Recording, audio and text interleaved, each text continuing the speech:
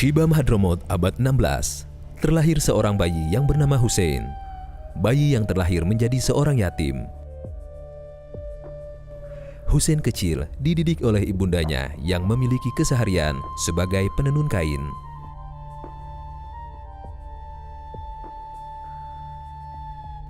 Hussein memiliki jalur nasab hingga ke Rasulullah Shallallahu Alaihi Wasallam. Beliau adalah putra dari Abu Bakar bin Abdullah bin Hussein Sohibul Ma'ikob bin Ali bin Muhammad bin Ahmad bin Hussein bin Abdullah Alaidrus Al-Akbar.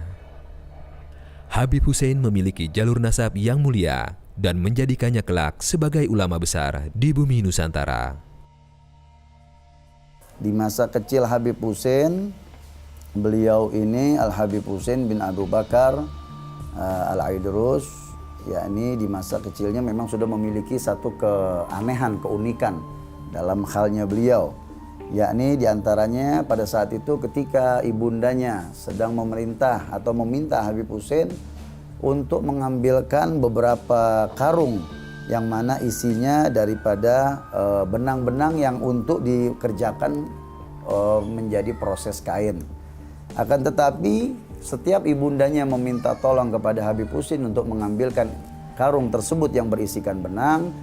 Ketika dibawa ke dalam ke ruangan yang mana ibunya sedang mengerjakan di situ tempat pemintal penenun benang, tapi sudah diketemukannya ketika dilihat isi karung tersebut sudah menjadi benang-benang. Sudah menjadi kain. Sudah menjadi kain tenun. Dari yang tadinya ibunya mengetahui bahwa karung tersebut isinya benang, ketika Habib Hussein diminta untuk mengambil daripada isi benang yang ada di dalam karung tersebut ke hadapan ibunya, ketika ibunya melihat bahwa isi benang tersebut atau isi karung tersebut yang berisikan benang sudah menjadi kain-kain tenun. Sehingga ibunya merasa heran, kagum, takjub, dan itu sudah sering kali kejadian tersebut dibuktikan dengan ibunya, sehingga ibunya pergi menanyakan kepada masyayikh, ulama-ulama saleh pada masa itu untuk menceritakan kejadian-kejadian tersebut kepadanya. Sehingga masyayikh tersebut di masa itu mengasih kabar bahwa Al-Habib Hussein atau anak kandung daripada ibu tersebut memiliki kedudukan magam yang tinggi di sisi Allah Subhanahu wa taala, sehingga setelah mendapatkan jawaban dari para masyayikh ulama saleh di masa itu bahwa ibunda tercinta daripada Al-Habib Hussein bin Abu Bakar Al-Aidrus semakin berhati-hati untuk menyikapi hal tersebut kepada Al-Habib Hussein bin Abu Bakar Al-Aidrus. Al-Habib Hussein bin Abu Bakar Al-Aidrus yang kita sudah ketahui umumnya beliau hidup di masa, kalau hitungan Masehinya 1600 sampai 1700 Masehi. Ya tentunya pada masa itu setelah era masanya Wali-Wali Songo ya. Adapun para masyayikh guru-gurunya Habib Hussein bin Abu Bakar Al-Aidrus di Hadramut yang beliau mengemban ilmu umumnya yang memang ada, yang kita belum ketahui, belum tercatat kepada kita para masyayikh gurunya. Tapi yang mu'tamad insyaallah guru beliau di antara salah satunya ialah Sahib Ratib Al-Habib Abdullah bin Alwi Al-Haddad.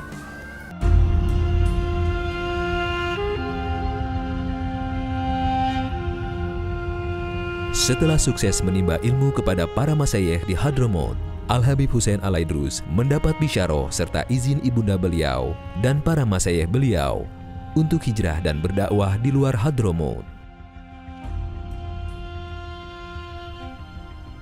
Dan beliau berhijrah bersama pamanda beliau, Al-Habib Abdullah bin Ahmad Al-Aidrus.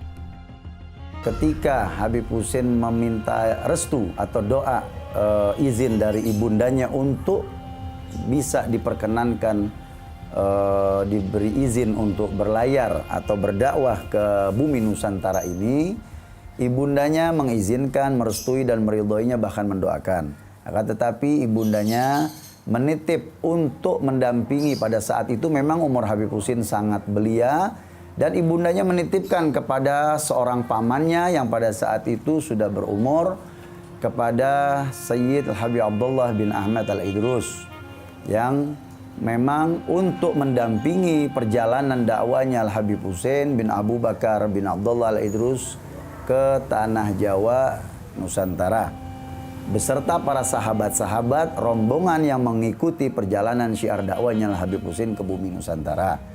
Hingga di era 1600 atau 1700 Masehi pada saat itu, berangkatlah perjalanan dakwah Al-Habib Husin beserta paman dan rombongannya. Yang pertama kali beliau mendarat atau menghampiri, berhenti di satu negeri Gujarat, bertepatan di kota Surati, yang pada saat itu kota tersebut atau negeri tersebut memang sedang dilanda paceklik atau kemarau panjang.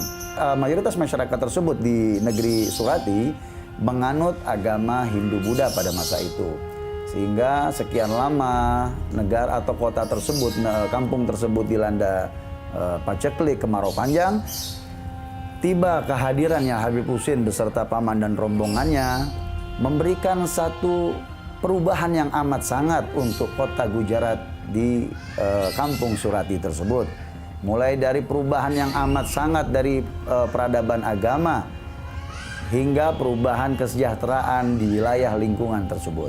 Sehingga masyarakat yang dilanda kemarau paceklik panjang, dengan kehadiran Habib Husin, dengan izin Allah keramatnya Habib Husin ditunjukkan, maka diketukkannya, ditancapkannya tongkat yang dibawa oleh Habib Husin kemana tanah di wilayah kampung Surati yang dilanda paceklik kemarau panjang tersebut, hingga keluar beberapa mata air yang dipukul oleh Habib Husin sangat deras yang luar biasa.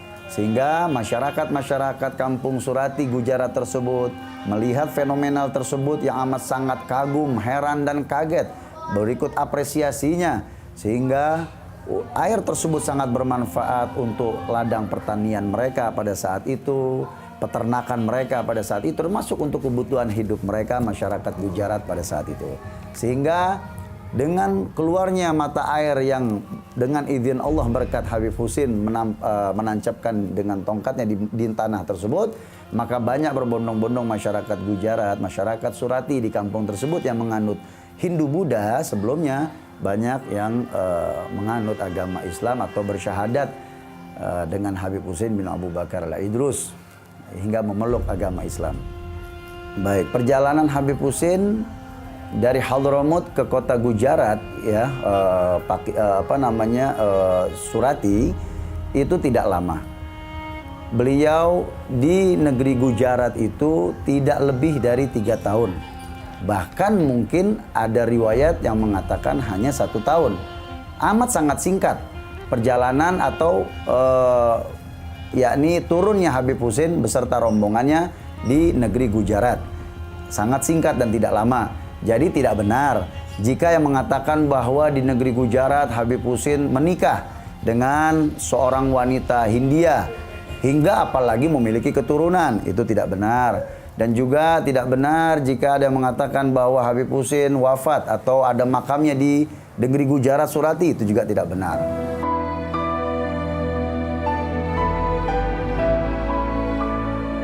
Dengan waktu singkat, dakwah Habib Husin di Surati, sebuah wilayah di kota Gujarat, mendapat simpatik banyak pihak.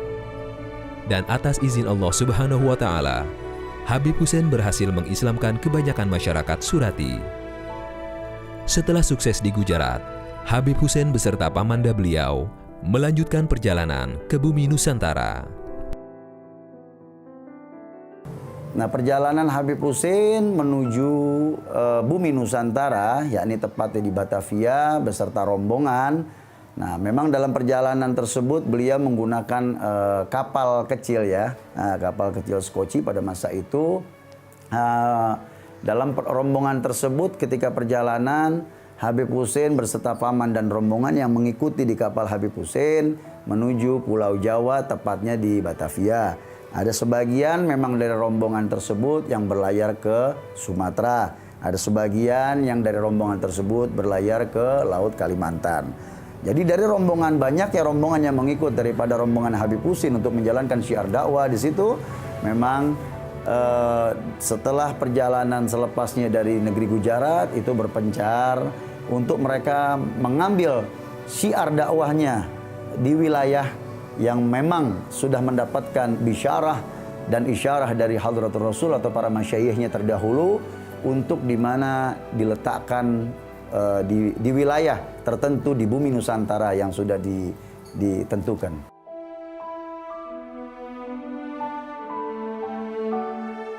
Di Batavia, Habib Hussein bertemu dengan seorang pribumi yang sangat mencintai Habib Hussein dan Habib Hussein cinta kepadanya. Beliau dikenal dengan nama Haji Abdul Qadir. Setelah masuk ke Batavia, di situ Habib Hussein bertemu dengan seorang haji yang bernama Abdul Qadir yang tadi kita ceritakan, hingga beliau dijadikan satu pemandu, ya, pentranslate bahasa, penerjemah bahasa Habib Hussein, dan mendampingi dakwahnya Habib Hussein ke pelosok bumi Batavia atau kampung Batavia, yang mana Haji Abdul Qadir yang sebelumnya kita tidak ketahui namanya diganti namanya oleh Habib Hussein menjadi Haji Abdul Qadir. Nah, beliau memandu mendampingi Habib Hussein hingga ke pelosok-pelosok Batavia, sehingga Haji Abdul Qadir bersama Habib Hussein dan pamannya beserta rombongannya mengikut terus mensyiarkan dakwahnya hingga masyarakat di sana mengetahui bahwa Habib Hussein bin Abu Bakar Al-Idrus seorang ulama, seorang tokoh agama yang luar biasa dari negeri Hadramaut. Untuk murid Habib Hussein yang kita ketahui yang muktamad ya Haji Abdul Qadir. Ya, Haji Abdul Qadir. Bahkan saya pernah membaca satu buku bahwa Syekh Arsyad Al-Banjari di masa itu beliau lahir dan hidup di masanya Habib Hussein bin Abu Bakar Al-Idrus. Dan saya pernah mendapatkan kabar bahwa Syekh Arsyad tersebut pernah mengunjungi Pulau Jawa atau negeri Batavia untuk bertemu dan menghadiri taklimnya atau pengajiannya atau ingin ikut belajar kepada Al-Habib Hussein bin Abu Bakar Al-Idrus. Dengan waktu singkat, Habib Hussein dan rombongan sukses berdakwah hingga di pelosok-pelosok Batavia. Hingga karena hal tersebut, Habib Hussein menjadi target kolonial Belanda. Pemerintah kolonial Belanda mengetahui dan mencurigai pergerakan dakwahnya Habib Hussein. Hingga Habib Hussein dipulangkan beserta paman dan rombongannya, ingin kembali ke tanah Arab, dikembalikan. Atau dikeluarkan dari Batavia. Menggunakan apa? Menggunakan jadi pemerintah kolonial Belanda menyiapkan perahu atau sekoci kecil untuk Al-Habib Hussein beserta paman dan rombongannya. Hingga perahu tersebut dilayarkan oleh tentara Belanda pada saat itu. Akan tetapi Allah yang memiliki kehendak atas apa yang diinginkannya. Setiap kali kapal tersebut dilayarkan, maka angin selalu bertiup kembali ke pesisir Sunda Kelapa. Sehingga karena kejadian ini berulang kali, maka pemerintah Belanda membawanya Al-Habib Hussein beserta paman dan rekannya yang ikut pada saat itu di perahu, yakni untuk dipenjara. Penjara pada saat itu di Glodok atau yang lebih dikenal dengan nama penjara seksi 2 di wilayah Glodok, untuk ditahan di dalam sel tahanan tersebut. Sehingga ketika banyaknya dari masyarakat yang mengetahui Al-Habib Hussein bin Abu Bakar Al-Idrus dimasukkan ke dalam penjara, maka masyarakat berbondong-bondong, yakni ingin menjenguknya di waktu pagi, sore, dengan membawa berbagai macam makanan, minuman, juga pakaian untuk Al-Habib Hussein bin Abu Bakar Al-Idrus beserta yang masuk ngikut di dalam penjara tersebut. Hingga kejadian ini, kejadian unik, kembali dimunculkan, terulang di dalam penjara, yang membuat heran dan membuat para sipir penjara tentara Belanda yang mana di dalam sel tahanan tersebut. Sehingga tentara Belanda melihat Habib Hussein bin Abu Bakar Al-Idrus di luar sel tahanan sedang mengimami sholat berjamaah, sedang memimpin majelis. Akan tetapi di dalam kejadian tersebut dilaporkan oleh penjaga bahwa Habib Hussein juga ada di dalam sel tersebut. Nah, sehingga kejadian tersebut berulang kali, maka kepala sipir penjara menghubungi daripada gubernur jenderal pada saat itu, pada masa itu, lalu gubernur jenderal memerintahkan untuk Al-Habib Hussein bin Abu Bakar Al-Idrus beserta paman dan rekan atau kawan yang mengikutinya yang dipenjara pada masa itu untuk dikeluarkan kembali, untuk dikeluarkan dari tahanan tersebut. Nah, jadi sehingga Dalam perjalanan tersebut, dalam perjalanan dakwahnya, suatu ketika Al-Habib Husin bin Abu Bakar Al-Aidrus yakni berjalan bersama paman dan Haji Abdul Qadir hingga menemui daripada jenderal perang daripada tentara Belanda, hingga Habib Husin menepuk pundak daripada jenderal perang tersebut dan mengatakannya sambil memandang wajah Haji Abdul Qadir bahwa jenderal ini kelak akan menjadi gubernur jenderal di tanah Jawa ini. Sehingga mendapatkan perkataan tersebut, orang yang mendengar heran. Dengan diterjemahkan oleh Haji Abdul Qadir, maka jenderal perang daripada tentara Belanda beserta ajudan pengikutnya merasa heran dengan ucapan Habib Husin. Maka tak lama ketika semenjak itu, tidak lama kemudian jenderal perang tersebut mendapatkan surat dari negeri Belanda untuk dia segera kembali ke negeri Belanda, sehingga mendapat panggilan perintah surat tersebut dari Ratu Wilmina. Maka berangkatlah jenderal perang tersebut ke negerinya, yakni ke negeri Holland Belanda. Setelah itu dia dilantik, dibaiat untuk menjadi gubernur jenderal Jawa atau gubernur jenderal Batavia di negeri tanah Jawa ini. Maka kembalinya daripada gubernur jenderal Belanda tersebut yang telah dilantik di negeri Belanda oleh Ratu Wilmina pada masa itu, maka dia teringat dengan ucapan sang Habib Husin bin Abu Bakar Al-Idrus di masa itu, yang mana di dalam perjalanannya beliau bertemu dengan Habib Husin atau pada saat itu dikenal dengan Tuan Keramat. Dulu Habib Husin dengan orang-orang Belanda tidak disebut Habib tapi Tuan Keramat, atau Tuan yang memiliki supranatural. Akhirnya mengingat daripada ucapannya Habib Husin bin Abu Bakar Al-Idrus, pada saat itu gubernur jenderal Belanda ketika sampainya di Batavia memerintahkan ajudannya untuk mencari dan menemui Habib Husin bin Abu Bakar Al-Idrus hingga dapat. Maka seketika pada saat itu dikerahkan ajudan pasukannya untuk mencari Habib Husin, maka ketemulah sang Habib Husin bin Abu Bakar Al-Idrus beserta jamaah atau pengikut atau murid-muridnya. Pada saat itu dibawalah untuk menghadap kepada gubernur jenderal tersebut. Maka gubernur jenderal Belanda tersebut mengucapkan banyak terima kasih atas ucapannya yang pada saat itu dia ingat kepadanya pada saat itu di perjalanan. Hingga dengan ucapan terima kasih dan kekaguman atas ucapan yang terbukti dalam kehidupannya si gubernur jenderal tersebut, maka dia memberikan hadiah sebidang tanah untuk Al-Habib Husin bin Abu Bakar Al-Idrus, yang mana tanah tersebut yakni di wilayah Sunda Kelapa Penjaringan ya, Batavia. Pada saat itu diberikan sebidang tanah dengan uang ya, ada di kantong karung pada saat itu, yang mana kantong karung yang diterima oleh Al-Habib Husin bin Abu Bakar Al-Idrus dibuanglah ke laut. Sehingga di hadapan gubernur jenderal tersebut melihat Habib Husin melempar uang tersebut, maka dia heran. Lalu dia bertanya, kenapa engkau yakni melempar daripada uang-uang yang aku berikan untuk engkau ya Tuan?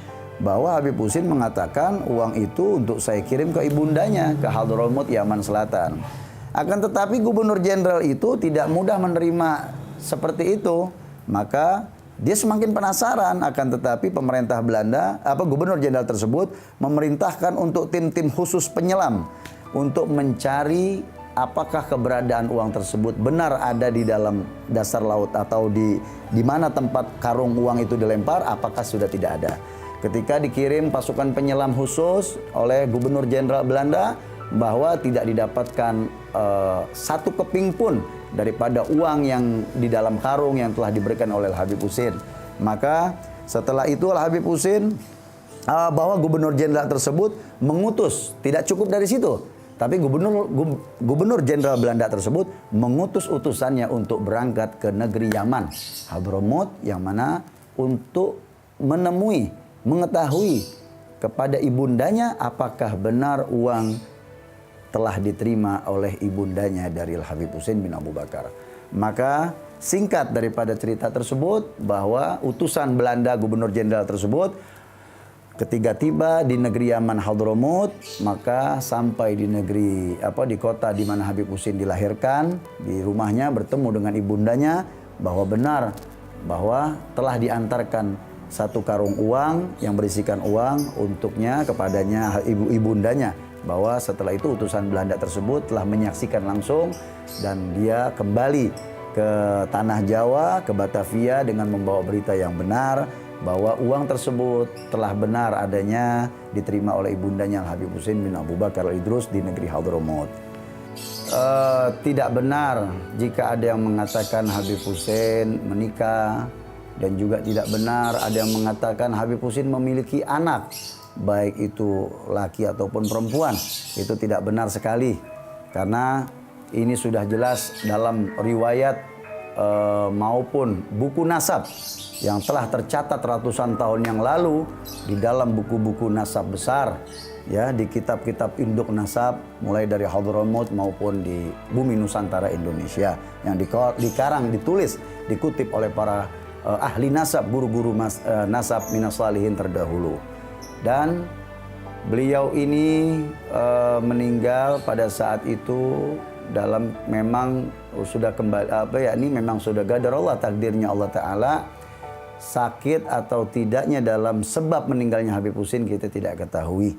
Yang pasti beliau meninggal belum berusia atau tidak berusia lebih dari 50 tahun. Ya, beliau tidak lebih dari umur 50 tahun.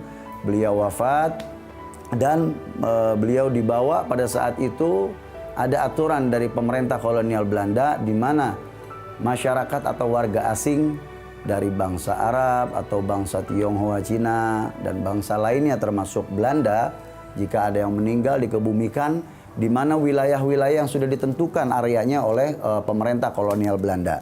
Nah, untuk bangsa Arab dikhususkan itu sudah ditentukan pada saat itu yang kita kenal sama-sama Said Naum atau karet bifak yang ada di Tanah Abang.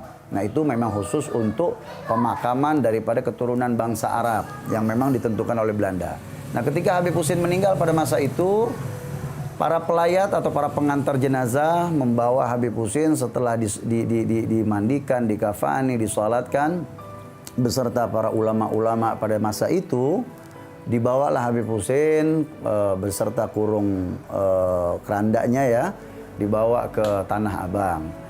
Singkatnya, ketika sampai di pemakaman Tanah Abang tersebut, maka setelah dibuka kurung batang tersebut tidak diketemukan bahwa jenazah Habib Husin. Maka rombongan jenazah kembali ke kampung tersebut di mana Habib Husin membangun surau tempat dakwahnya di area Sunda Kelapa Penjaringan pada masa itu. Maka diketemukan jenazah Habib Husin ada di dalam kamar di wilayah surau di mana Habib Husin berdakwah dan ada musolahnya. Maka dibawa kembali jenazah tersebut dengan keranda hingga 2 kali kejadian tersebut seperti itu.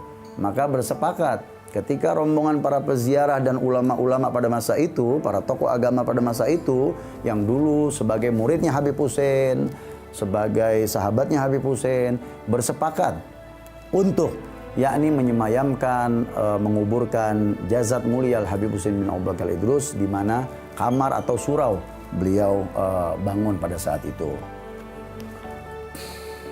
Jadi pada masa itu kampung tersebut yang dahulu dikatakan kampung baru, nah disitulah kejadian Habib Husin fenomenal tersebut telah merubah nama kampung wilayah tersebut menjadi Kampung Keramat Luar Batang.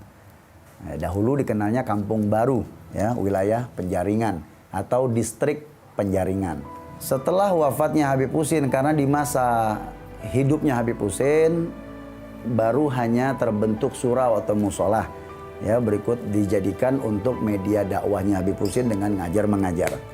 Setelah wafatnya Habib Husin, tidak lama kemudian pamannya yang bareng bersama Habib Husin wafat juga, Abdullah bin Ahmad. Sehingga itu Haji Abdul Ghadir menyampaikan risalah berita melalui telegram ke negeri Hadramut untuk mengabarkan Al Habib Husin dan pamannya Abdullah bin Ahmad meninggal. Sehingga tidak lama kemudian dari kejadian tersebut, karena dengan kesedihan yang amat sangat luar biasa dari Haji Abdul Ghadir, ditinggal dengan seorang guru atau seorang walid, seorang yang dianggap sebagai orang tuanya tercinta, Jadi beliau amat sangat merasa bersedih dan amat sangat sudah tidak ada apa yang dia bisa lakukan di masa hidupnya karena ditinggal dengan seorang guru tercintanya beserta paman daripada Al-Habib Husin pun yang turut diperhatikan dan memperhatikan.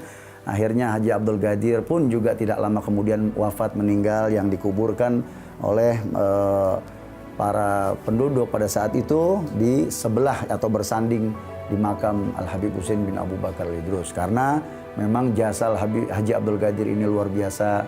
Beliau yang pertama menyambut Habib Husin, beliau sebagai pendamping, yakni penerjemah Al-Habib Husin. Beliau yang membawa Habib Husin kemana setiap pelosok di negeri Nusantara atau Jawa ini, khususnya di Batavia. Dan juga beliau yang senantiasa setia menemani Habib Husin baik di dalam penjaranya hingga keluar, hingga sampai wafatnya Habib Husin. Haji Abdul Qadir lah yang mengurusi semuanya. Jadi pantaslah seorang Haji Abdul Qadir dimakamkan bersanding di sebelah makam gurunya mulia Al-Habib Husin bin Abu Bakar Al-Idrus Keramat Luar Batang. Sepeninggal Habib Husin bin Abu Bakar Al-Idrus, pengaruh beliau masih sangat kuat hingga membuat Raja Jawa pada saat itu, Sri Susuhunan Pakubuwono ke-10, berkunjung berziarah di makam beliau yang didampingi oleh Mutawali pada saat itu, Al-Habib Abu Bakar bin Husin dan Al-Habib Ali bin Abdurrahman Al-Habsyi Kuitang. Pada saat kunjungannya Pakubuwono yang ke-10 dari Keraton Solo, Habib Abu Bakar bin Husin bin Ahmad Al-Idrus ini selaku mutawali atau khalifah estafet pengurus daripada Luar Batang, beliau bersama dengan kawan karibnya Al-Habib Ali bin Abdurrahman Al-Habsyi menerima kunjungan dan mendampingi daripada Pakubuwono ke-10 dari Keraton Solo untuk kunjungan ziarah di makam Al-Habib Husin bin Abu Bakar Al-Idrus pada tahun 1920 Masehi. Yang mana setelah itu di masa akhir riwayat atau beban tugas mulianya Habib Abu Bakar, di tahun 1928 beliau wafat. Meninggal dunia dan dikebumikan, dimakamkan di daerah Tanah Abang di Said Naum pada masa itu. Dari seluruh sosok para aulia minas salihin atau para ulama, memang tidak semuanya ya kita bisa mengetahui managib satu persatu atau managib yang real sesungguhnya atau dalam histori perjalanan kehidupannya yang sempurna. Tidak. Baik itu ada di antero negeri Jazirah Arab maupun di bumi Nusantara. Nah, termasuk daripada Al-Habib Husin. Khusus daripada Al-Habib Husin bin Abu Bakar Al-Idrus ini, memang kita ketahui beliau sejak dahulu tidak banyak kita ketahui daripada buku atau sejarah riwayat managib Al-Habib Husin bin Abu Bakar Al-Idrus Keramat Luar Batang. Tapi ini ada memang beberapa kitab-kitab minas salihin, diantaranya kitab daripada Al-Habib Ali bin Husin Al-Attas, Tajul A'ras, dan kitab daripada anaknya Al-Habib Abdullah Al-Haddad Sahibur Ratib, Al-Habib Hasan bin Abdullah Al-Haddad yang Al-Faqir, lupa itu nama kitabnya, tebal, tapi saya memiliki kitabnya itu. Itu ada menceritakan riwayat daripada Al-Habib Husin bin Abu Bakar Al-Idrus, dan ada beberapa kitab-kitab lain yang memang kalau misalkan kita bisa mengumpulkan, meneliti, selektif dalam riwayat-riwayatnya, bisa kita rangkum menjadi satu riwayat yang insya Allah menemukan estafet jalan riwayat tersebut. Demikianlah sekelumit kisah Habib Husin bin Abu Bakar Al-Idrus Keramat Luar Batang yang sangat berpengaruh baik dalam ataupun luar negeri. Dan hingga sekarang, makam beliau tak pernah sepi dari para peziarah yang setiap hari memenuhi area makam dan masjid Keramat Luar Batang.